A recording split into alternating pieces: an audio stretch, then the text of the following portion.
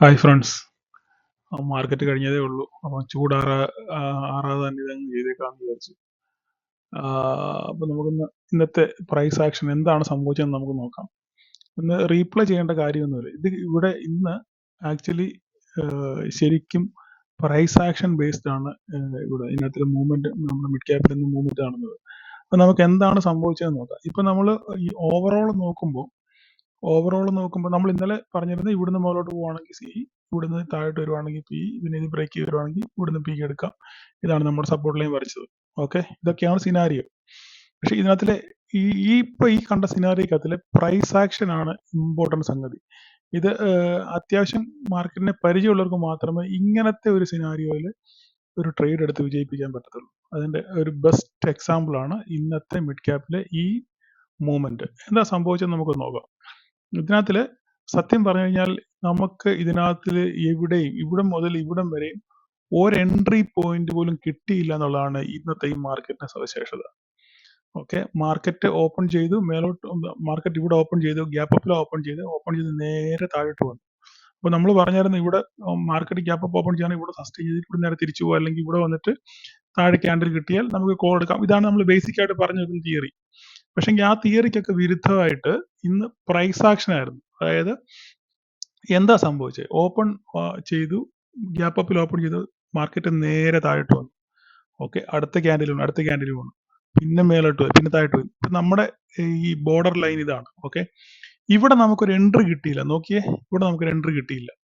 ഇത് താഴെ വന്നു, വിക്ക് വെച്ച് നേരെ മേളിൽ പോയി, പിന്നെ ഇവര് ഡോജി പോലെ വന്നു, പിന്നെ അടുത്തൊരു ക്യാൻഡിൽ. ഈ നമ്മൾ ബേസിക് ആയിട്ട് ഈ പറഞ്ഞ് പഠിപ്പിച്ച് മനസ്സിലാക്കുമ്പോൾ പറയും, വേണമെങ്കിൽ ഇപ്പൊ എനിക്ക് എന്റെ പിന്നെ എന്താ വാദങ്ങൾ ജയിക്കാൻ വേണ്ടി എനിക്ക് വേണേൽ പറയാം, ഓക്കെ, എന്താണ്ട് ഈ ഇവിടെ ഒരു റെഡ് ക്യാൻഡിൽ വന്നു, ഒരു ഫുൾ ബോഡി ക്യാൻഡിൽ വന്നു, അപ്പൊ ഇതിന് താഴെ നിങ്ങൾക്ക് വേണമെന്നുണ്ടെങ്കിൽ ഒരു പി എടുക്കാം, നിങ്ങൾക്ക് ഇത്രയും പ്രോഫിറ്റ് കിട്ടുന്ന വേണമെങ്കിൽ എനിക്ക് പറയാം. പക്ഷെ ഞാൻ ഒരിക്കലും അങ്ങനെ ചെയ്യത്തില്ല. കാരണം ഒരിക്കലും അത് പ്രാക്ടിക്കലായിട്ട് ചെയ്യാൻ പറ്റുന്ന കാര്യമല്ല. നമ്മളത് മനസ്സിലാക്കണം. വേണമെങ്കിൽ യൂട്യൂബിൽ റീച്ച് കൂട്ടാനും, അല്ലെങ്കിൽ എന്റെ ഞാൻ പറയുന്ന വാദങ്ങൾ ശരിയാണെന്ന് തെളിയിക്കാൻ വേണ്ടി, ഓക്കെ, ഈ ക്യാൻഡലിന് താഴെ, കാരണം മാർക്കറ്റ് കഴിഞ്ഞു, എന്ത് വേണമെങ്കിലും എനിക്ക് പറയാമല്ലോ. അപ്പൊ ഈ ക്യാൻഡിൽ കഴിഞ്ഞു, ഇതിന് താഴെ വേണമെങ്കിൽ നിങ്ങൾക്ക് ഒരു ട്രേഡ് എടുക്കാം, അപ്പൊ നിങ്ങൾക്ക് ഇത്രയും പോയിന്റ് കിട്ടും എന്നൊക്കെ വേണമെങ്കിൽ എനിക്ക് പറയാം. പക്ഷെങ്കിൽ ലോജിക്കായിട്ട് നമ്മൾ ചിന്തിക്കുകയാണെങ്കിൽ പ്രൈസ് ആക്ഷൻ ബേസിൽ നമുക്കിവിടെ ഒരു ട്രേഡ് ഇല്ല. ട്രേഡിൽ പറയാൻ കാര്യം, ട്രേഡിൽ നമുക്ക് ട്രേഡ് ഉണ്ട്, പക്ഷെ നമുക്ക് ട്രേഡിൽ എൻട്രി എടുക്കാൻ ഒരു അവസരം ഇവിടെ ഇല്ല.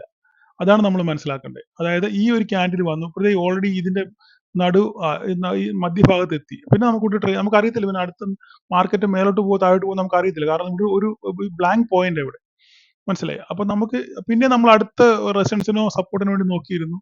പിന്നെയും മാർക്കറ്റ് പിന്നെയും ഇതും ബ്രേക്ക് ചെയ്ത് പിന്നെയും താഴോട്ട് പോയി.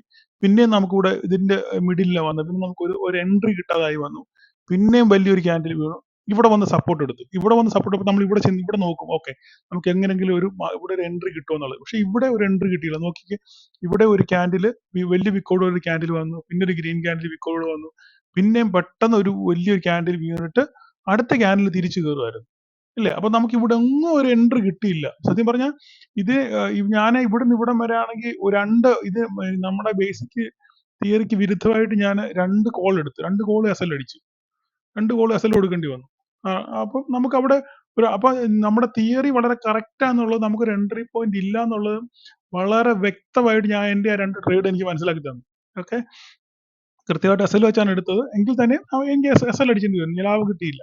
പിന്നെ നമ്മൾ താഴെ വന്നു, പിന്നെ നമുക്ക് പിന്നെ മാർക്കറ്റ് ഇതുപോലെ തിരിച്ച് റിക്കവർ ചെയ്യുമ്പോഴും ഇവിടെ വരുമ്പോഴും നോക്കിക്കേ, നമുക്ക് ഇവിടെ വേണമെങ്കിൽ ഇവിടെ നമുക്കൊരു ട്രേഡ് ഓപ്പർച്യൂണിറ്റി ഉണ്ട്. പക്ഷെങ്കിൽ നമ്മുടെ ബേസിക് പഠിപ്പിക്കലും അല്ല തിയറി പ്രകാരം വേണമെങ്കിൽ ഇവിടെ നിങ്ങൾക്ക് ട്രേഡ് ഇല്ല എന്ന് പറയാം. പക്ഷെങ്കിൽ പ്രൈസ് ആക്ഷൻ പ്രകാരം ഇവിടെ നമുക്കൊരു ട്രേഡ് ഉണ്ട്. എങ്ങനെയാണെന്ന് ഞാൻ പറഞ്ഞ് മനസ്സിലാക്കി തരാം. ഇതാണ് മാർക്കറ്റുമായിട്ട് നമ്മൾ കുറച്ച് പരിചയിച്ച് കഴിയുമ്പോൾ നമുക്ക് തന്നെ കാര്യങ്ങൾ ഏറെക്കുറെ മനസ്സിലാകും. തന്നെ ഒരു ട്രേഡ് എൻട്രി കണ്ടുപിടിക്കാൻ ഇങ്ങനെയുള്ള ആക്ഷൻസ് കൊണ്ട് നമുക്ക് മനസ്സിലാവും.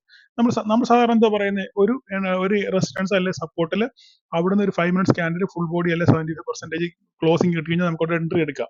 പക്ഷെ ഈ സിനാരിയോയിൽ ഇവിടെ അങ്ങനെ ഒരു സംഭവം ഇല്ല.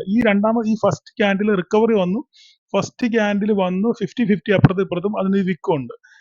പക്ഷെങ്കിൽ ഇത് ക്ലോസിംഗ് മുകളിൽ കിട്ടിയില്ല, പകുതി ഇപ്പുറം പകുതി അപ്പുറം. അപ്പൊ നമുക്ക് അവിടെ ഈ ട്രേഡ് ഇല്ല. പക്ഷെ അടുത്ത ക്യാൻഡിലും പകുതി വിക്കാണ്. പക്ഷെങ്കിൽ ഇവിടുന്ന് താഴോട്ട് വന്നിട്ട് ഇവിടുന്ന് ഒരു റിജക്ഷൻ ആണ്. ഇവിടുന്ന് റിജക്ഷൻ മാത്രമല്ല, രണ്ടാമത് ശ്രദ്ധിക്കേണ്ട ഒരു കാര്യം എന്ന് പറഞ്ഞു കഴിഞ്ഞാല്, ഇവിടെ ഈ രണ്ടാമത്തെ ക്യാൻഡിൽ നമുക്ക് ക്ലോസിംഗ് തന്നേക്കുന്നത് ആദ്യത്തെ ക്യാൻഡിലിന് മുകളിലാണ്. മനസ്സിലായോ? അപ്പം അവിടെ ഒരു ട്രേഡ് കൺഫർമേഷൻ ഉണ്ട്. ഒരു ട്രേഡ് കൺഫർമേഷൻ ഉണ്ട് നമുക്ക് അവിടെ. ഫസ്റ്റ് ക്യാൻഡിൽ റിജക്ഷൻ വന്നു ക്രോസ് ചെയ്ത് നമ്മുടെ സപ്പോർട്ടിനെ ക്രോസ് ചെയ്ത് മേളിൽ ക്ലോസ് ചെയ്തു എങ്കിലും ഒരു വിക്ക് ഉണ്ട്. അപ്പൊ നമ്മൾ അടുത്ത ക്യാൻഡിൽ വെയിറ്റ് ചെയ്യും.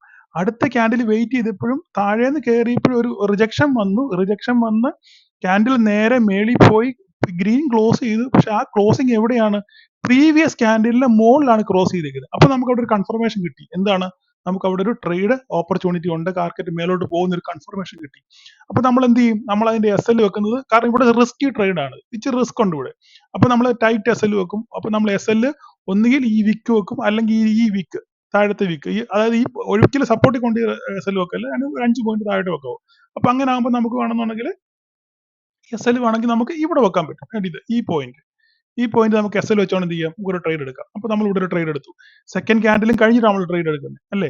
സെക്കൻഡ് ക്യാൻഡിൽ, തേർഡ് ക്യാൻഡിലെ ട്രേഡ് എടുത്തു. ഇത് എസ് എൽ വെച്ചു, ട്രേഡ് വിട്ടു, പോയി, അടുത്ത ക്യാൻഡിൽ വീണു, മൂന്നാമത് റെഡ് ക്യാൻഡിൽ വീണു. പക്ഷെ റെഡ് ക്യാൻഡിൽ വീണപ്പോഴും ഈ ക്യാൻഡിലിനെ അതിന്റെ താഴെ ആ റെഡ് ക്യാൻഡിൽ ക്ലോസ് ചെയ്തില്ല.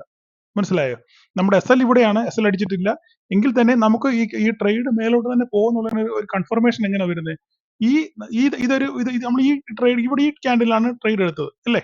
ഈ ക്യാൻഡിൽ ട്രേഡ് എടുത്തു. അപ്പൊ ഇതിന്റെ താഴെ എന്ത് ചെയ്യണം? അങ്ങനെ ഈ ട്രേഡ് ഉപേക്ഷിക്കണമെങ്കിൽ എന്ത് സംഭവിക്കണം? ഇത് അടുത്ത വീഴുന്ന ക്യാൻഡിൽ റെഡ് ആണെന്നുണ്ടെങ്കിൽ ആ റെഡ് ക്യാൻഡിൽ ഈ പ്രീവിയസ് ക്യാൻഡിൽ താഴെ വന്ന് ക്ലോസ് ചെയ്ത് കഴിഞ്ഞാൽ അവിടെ നമുക്കറിയാം നമുക്കൊരു ട്രേഡ് ഇല്ല, അത് പണിയാവും, നമുക്ക് മനസ്സിലാവും.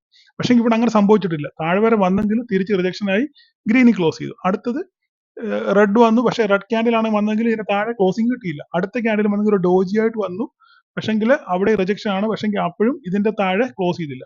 പിന്നെ അടുത്ത ഗ്രീൻ വന്നു. അപ്പൊ ഈ ക്യാൻഡിലുകളെല്ലാം നോക്കി കഴിഞ്ഞാൽ ഇത് ഒരിക്കലും ഈ നമ്മൾ എൻട്രി എടുത്ത ക്യാൻഡിലിന് താഴെ ക്ലോസിംഗ് വന്നിട്ടില്ല. മനസ്സിലായി? അതാണ് നമ്മുടെ ഏറ്റവും വലിയ കൺഫർമേഷൻ.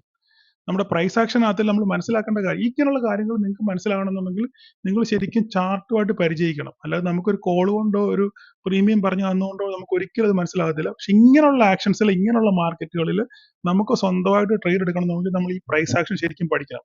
ഈ പ്രൈസ് ആക്ഷൻ എങ്ങനെ പഠിക്കും? മാർക്കറ്റുമായിട്ടും ഈ ചാർട്ടുമായിട്ട് ശരിക്കും സ്ഥിരപരിചയം ഉണ്ടെങ്കിൽ മാത്രമേ നമുക്ക് എന്ത് പറ്റൂ? ഇങ്ങനെയുള്ള ആക്ഷൻസ് മനസ്സിലാക്കാൻ പറ്റത്തുള്ളൂ. അപ്പൊ ഇവിടെ നോക്കി നമുക്കിപ്പോ ഇങ്ങനെ ഒരു സംഭവം നമുക്ക് അറിയാമെങ്കിൽ നമുക്കൊരു ട്രേഡ് ഓപ്പർച്യൂണിറ്റി ഉണ്ട്. സൂപ്പറായിട്ട് നമുക്ക് ഇവിടം വരെ നമുക്കൊരു ക്യാപ്ചർ ചെയ്യാൻ പറ്റും. അപ്പൊ നമുക്ക് ഇവിടെ നോക്കി ഇതിന്റെ ഫോളോ അപ്പ് നോക്കാം. അടുത്ത ഗ്രീൻ ക്യാൻഡിൽ വീണു. ഇത് ഇവിടെ ഒരിക്കലും ഇവിടെ ക്ലോസ് ചെയ്ത്, ഇതാണ് നമ്മുടെ ക്യാൻഡിൽ. ഇവിടെ വരച്ചിട്ടേക്ക്. അപ്പൊ ഇവിടെ നിങ്ങൾക്ക് പെട്ടെന്ന് മനസ്സിലാവും. നമ്മൾ ഇവിടെയാണ് എൻട്രി എടുത്തത് അല്ലേ? ഇവിടെയാണ് നമ്മൾ എൻട്രി എടുത്തത്. ഈ എൻട്രിക്ക് താഴെ ഒരിക്കലും ഒരു ക്യാൻഡിൽ വന്ന് ക്ലോസ് ചെയ്തിട്ടില്ല. ഉണ്ടോ? ഇല്ല. പിന്നെ പോയി നമ്മുടെ റെസിഡൻസ് ഇതാ. നമുക്കിപ്പോ ഇവിടെ, കാരണം മാർക്കറ്റ് ഇങ്ങനെ ടൈറ്റ് റേഞ്ചിൽ നിൽക്കുന്നതുകൊണ്ട് നമുക്ക് ഇവിടെ എന്ത് ചെയ്യാം? എക്സിറ്റ് ആകാൻ പറ്റും. ഇവിടെ ഏകദേശം ഞാൻ ട്രേഡ് എടുത്തില്ല. ട്രേഡ്, റിയൽ ആയിട്ട് സത്യമായിട്ട് പറയുക.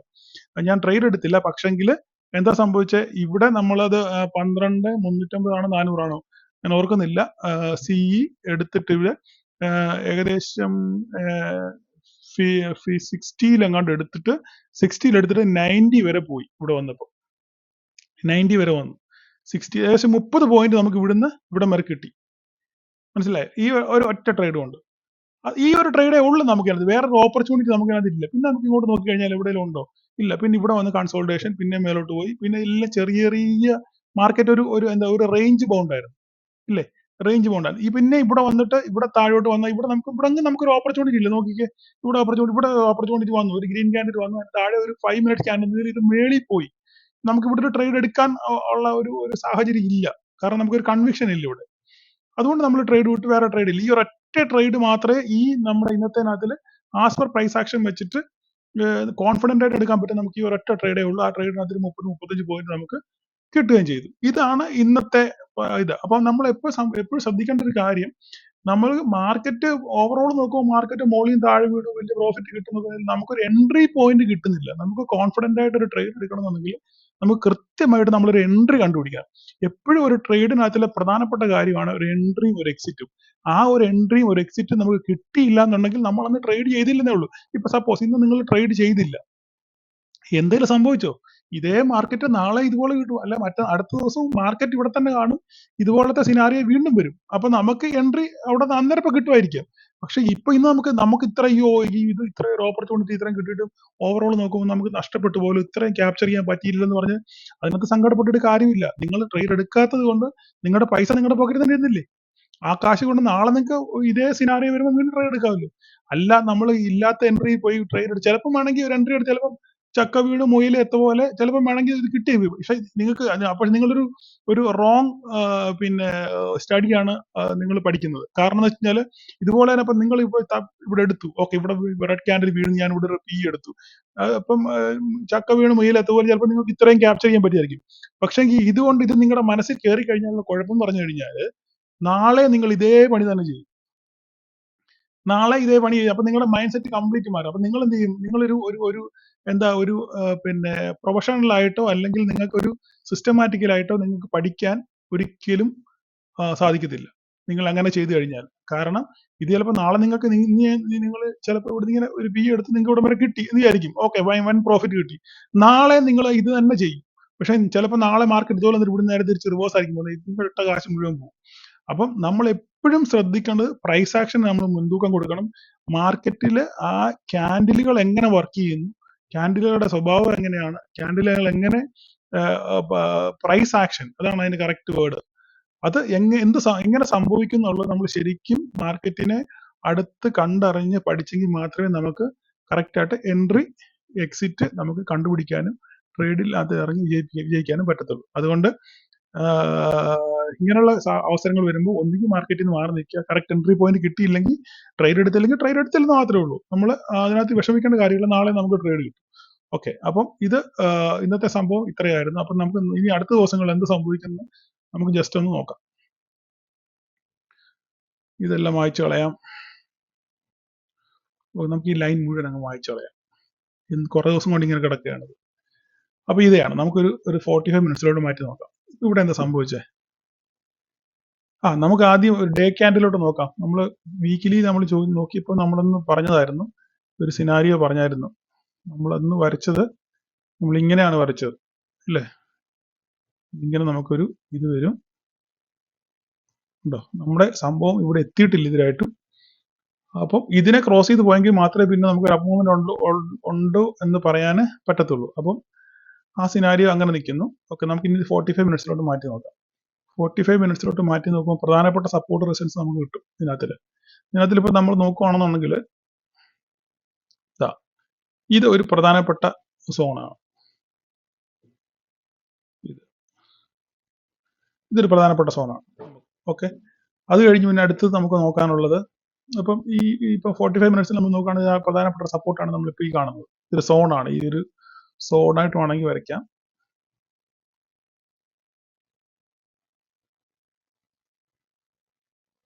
ഇത്രയൊരു സോണാണ്. ഓക്കെ, ഇതിനകത്തില് ഇത് ബ്രേക്ക് ചെയ്ത് താഴോട്ട് പോകുകയാണെന്നുണ്ടെങ്കിൽ വീണ്ടും മാർക്കറ്റ് താഴോട്ട് പോകും, ഇല്ലെങ്കിൽ മേലോട്ട് തന്നെ പോകും എന്നാണ്. നമുക്ക് ഇനിയിപ്പോ നമുക്ക് ഒരു 15 മിനിറ്റിലോട്ട് മാറ്റി നോക്കാം. ഇങ്ങനെയാണ് നമ്മൾ റെസിസ്റ്റൻസ് സപ്പോർട്ടും കണ്ടുപിടിക്കുന്നത്. അപ്പം നമുക്ക് ഇനിയിപ്പം കണ്ടുപിടിക്കാനുള്ളത് ഇതായിരിക്കും ഒരു അടുത്ത സിനാരിയോ എന്ന് പറയുന്നത്. ഇതായിരിക്കും ഒരു സപ്പോർട്ട് അല്ലെ റെസിസ്റ്റൻസ് എന്ന് പറയുന്നത്. ഒരു റെസിസ്റ്റൻസ് എന്ന് പറയുന്നത് ഇതായിരിക്കും. ഓക്കെ, പിന്നെ താഴോട്ട് വരുവാണെന്നുണ്ടെങ്കിൽ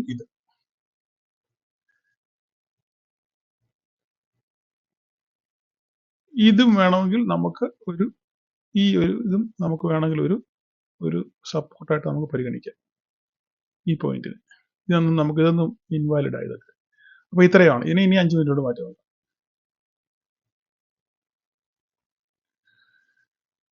അപ്പം ഇതാണ് സംഭവം. അപ്പൊ മാർക്കറ്റ് ഇപ്പൊ ഇവിടെ നിൽക്കുന്നു. അപ്പൊ നമുക്ക് നാളെ ചെയ്യാൻ പറ്റുന്നത് ഇവിടുന്ന് മേലോട്ട്, ഇവിടുന്ന് താഴോട്ട്, ഇവിടുന്ന് താഴോട്ട് ഫസ്റ്റ് ടാർഗറ്റ് ഇത്, രണ്ടാമത്തെ ടാർഗറ്റ് ഇവിടുന്ന് താഴോട്ട് നമ്മൾ നേരത്തെ വരച്ചിട്ടുണ്ട്, ഇവിടം വരെ വരും. മുകളിലത്തേത് പറയുകയാണെന്നുണ്ടെങ്കിൽ നമുക്ക് ഫസ്റ്റ് ടാർഗറ്റ് എന്ന് പറയുന്നത് ഇതായിരിക്കും. ഫസ്റ്റ് ടാർഗറ്റ് ഇവിടം വരെ വരും. രണ്ടാമത്തെ ടാർഗറ്റ് എന്ന് പറയാൻ ഇതാണ് ഓൾ ടൈം ഹൈ, ഇവിടം വരെ വരും.